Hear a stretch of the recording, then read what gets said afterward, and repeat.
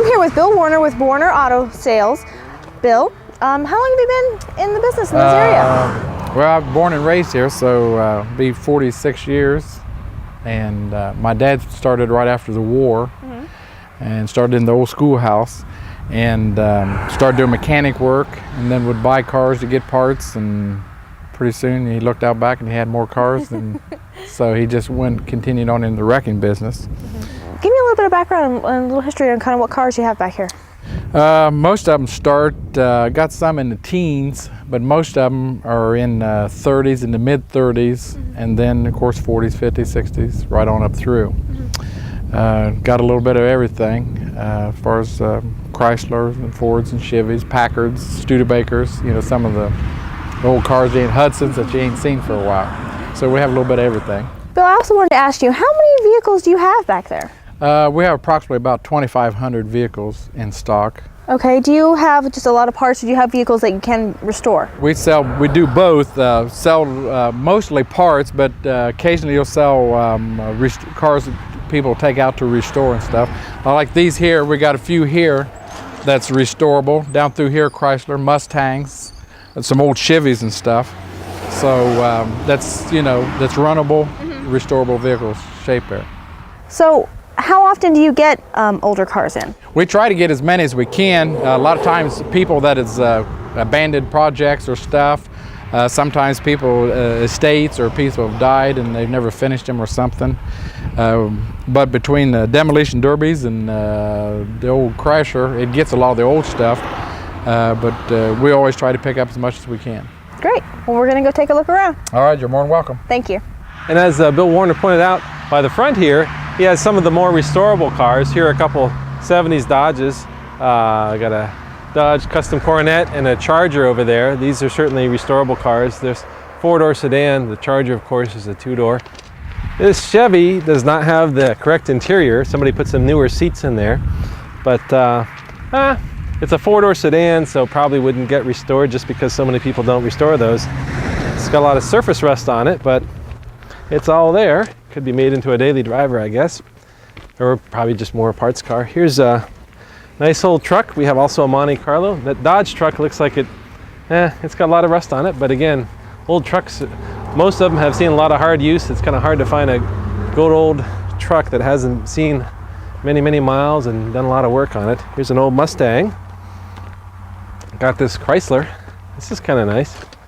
I mean, obviously it's pretty rusty, got a lot of surface rust on it. If you look at the interior, it's actually, I mean, obviously it needs restored and things, but it's all there. It's pretty complete. It's got some interesting gauges on it and things. I like that whole instrument panel by the steering wheel. It's pretty neat. This old Ford needs a new windshield, and its front bumper doesn't look too good, but it's mostly complete. It's a four-door. Here, this Pontiac, take a look at the inside there. This Pontiac even comes with its own hat, own driving hat. I like the dash layout on this too. It's pretty nice with that clock. Here we have a row of late 60s, early 70s vehicles with a huge trunk space. You'll never know what you're going to find inside. Next to that we have a 60s Chevy. Right next to that we have an old Pontiac. It's a big trunk space there too. As you see, we got a lot of Oldsmobiles here. That one's from the 60s. These are from the 50s. A lot of the bottom stuff is all rusted out, but like these two here have real good rear glass. This is a 1961-62 Oldsmobile. Again, it's got a lot of rear glass is good. Not much else on the inside. This whole area has got a lot of Chrysler products. You see a lot of Plymouths and Dodges, but you see other things mixed in. Like there's a Chevy Truck over there. Over on this side, we have another old Pontiac mixed in. There's all kind of things here. Back there, you can see the teeth of an old DeSoto.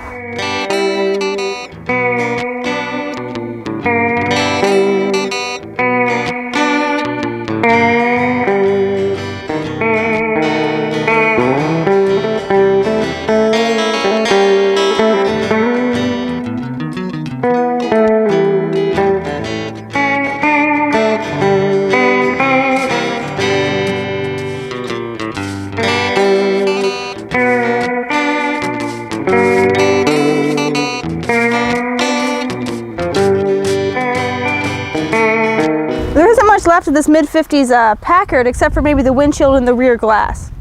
Yeah, here's pretty well rusted Rambler there. You can see the grill up front there. This whole section, it seems like one of the older sections.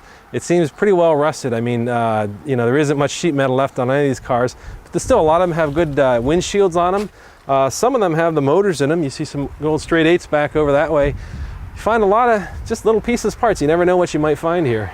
Looks from the probably about a 38 or 39 or something. There's one from the probably 40s over there. Just a lot of parts of things. Not too much. I mean, this is pretty much gone, but it's still interesting to look at there. Look at these old Pontiacs.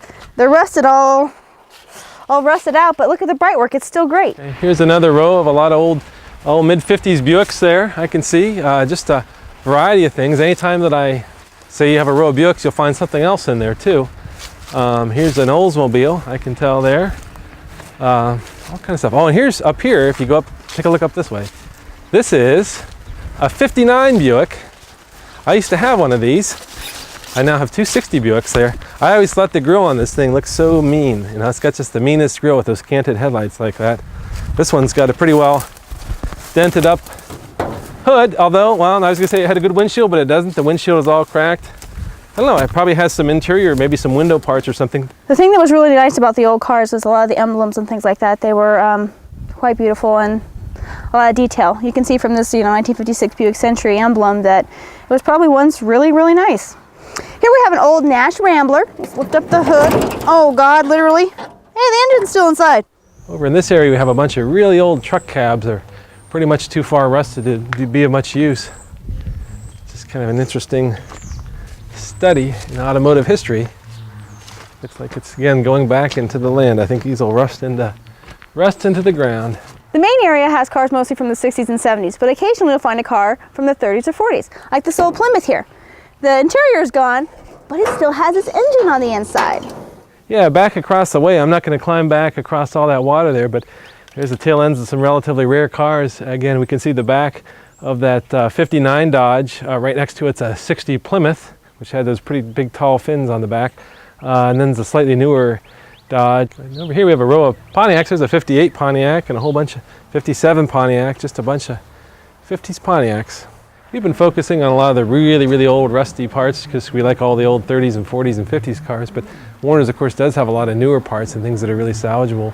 I mean, here are some nice newer truck beds and different pieces that'd be a lot of use. Look at all these old panel trucks. This one here is full of generators, got some carburetors on top. And the one next to it over here is some more carburetors and some fuel pumps. I doubt anybody will be digging this car out for a while, but I still have a few pieces of trim on the side you could grab easily. Here I am next to this old Ford with the rototiller thrown in the engine compartment. Here's another area off the beaten path which has some pretty old cars, some old Plymouths. There's an old Oldsmobile back over there. Again, most of these are pretty rusty, interior's gone, but you might find an old engine in it. That doesn't have much of a dash left. Here's an old wagon, what's left of it. Wagon parts would be hard to come by. There's a couple of nice old Ramblers. They didn't come much bigger than this early 70s Cadillac. Here we have a 59 Oldsmobile. It has one good taillight lens, and the trunk has a handle for easy lifting. Warner's has mostly American cars, but occasionally you'll see a few imports. On the other side of this creek, we have a few Volkswagen Beetles. This 59 Dodge is covered in brush. Look at that grill. That grill scares me.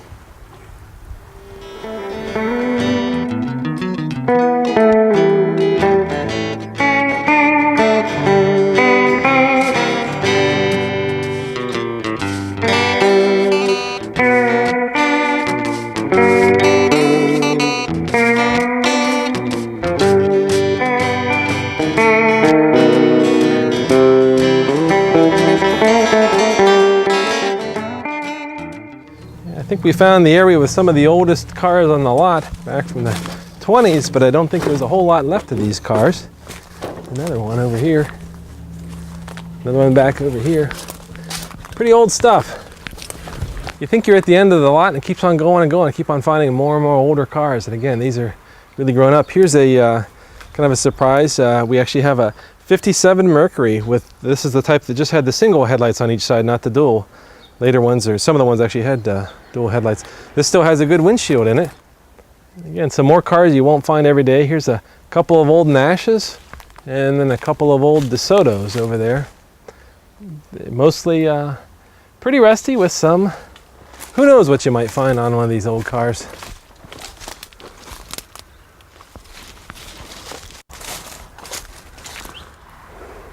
Not much left of the 60 Caddy. Yeah, look at this old, about a 59 Chevy Truck. I love the looks of these trucks. This one has seen better days. From the color of this, I wonder if this was an old taxi. It's kind of got yellow on it, and you can see where it used to have something mounted on the top. I bet this used to be an old taxi. Is this an old checker? Yeah, I think we've got a second old checker here. Pretty far gone, but great to see it. Here's another one. Oh, look at this. Oh, there's a bunch of checkers here. Here's one right here. Yeah, this whole area around here has got about at least 6 old checkers in it. Here's another one that at one time I think was painted yellow, used to be a cab, but they are all just overgrown with all the brush here. Here's what's left of a pre-war Hudson. This is pretty old, from the 30s, a Hudson.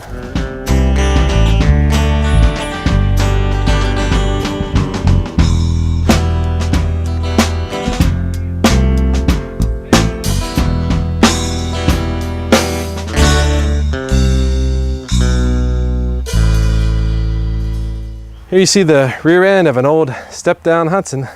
How many places do you see an old Kaiser next to a 70s Pinto runabout? Not too many. And here looks like the remnants of an old Studebaker. When I see this old Hudson Hornet, it reminds me of the footage we shot up at the Ypsilanti Automotive Heritage Center, which also is a Hudson Motors dealership. And they had a beautifully restored Hudson Hornet. And it just makes you appreciate how much they put into actually keeping cars like that looking so beautiful and so nice. And here's what happens whenever one has seen the end of its useful life. It ends up like this.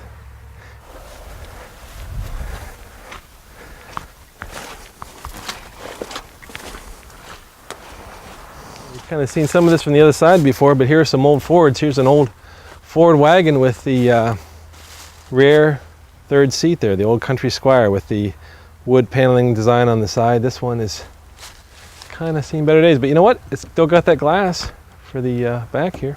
The old Lincoln Continental. At one time, this would have been a very elegant setting. Someone would have been jumping in there, dressed really nicely, probably pretty well off. It's a beautiful car in its time, but we've got some old Fords mixed in with an old Pontiac, and then here's another country sedan, Ford station wagon up this way, you'll see in a moment. This is Ohio. Things rust out here. Here's some 60s vans. There's a nice old Ford Econoline van. You can almost read what it used to say on the side business-wise, but I can't quite make it out. Yeah, here we have some old trucks and an old Chevy van. Looks like somebody took a shot at it. Bunch of big 60s GM cars. Pontiac Bonneville, Chevy Impala. Here's an old AMC Rambler.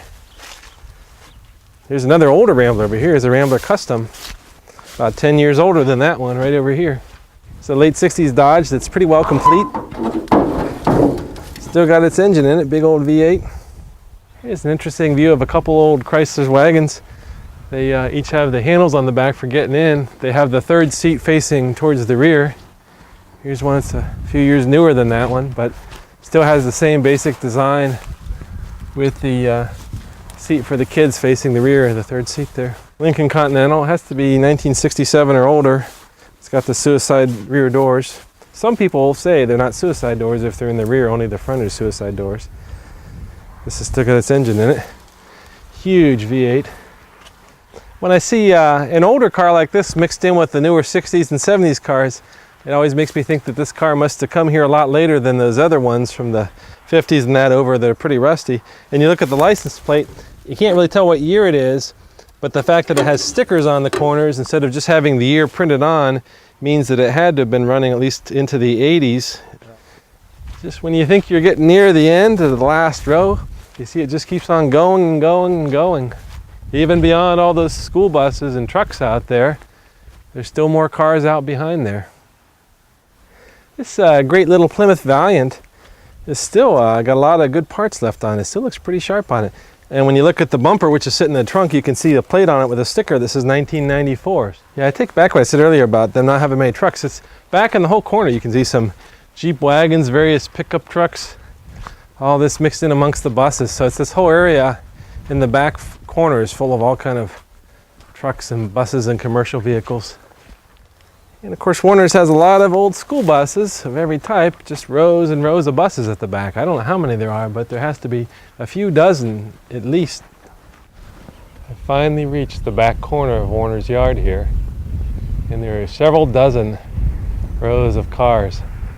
We're as far as we can be from those earlier 30s and 40s cars that were up near the front that we looked at earlier. The back section is full of the newest, a lot of SUVs and minivans and newer cars from the 90s.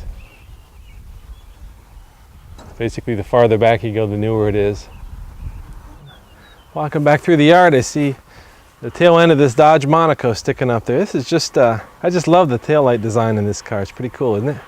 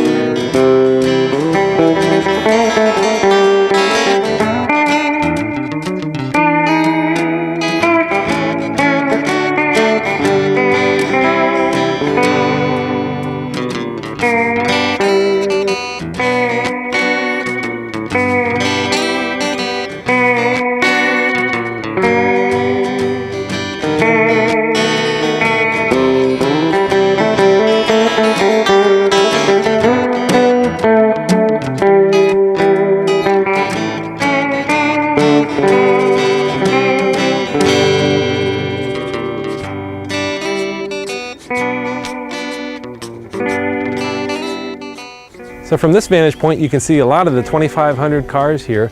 Most of them are 1970s and older. Warner Motor Sales, Mount Sterling, Ohio.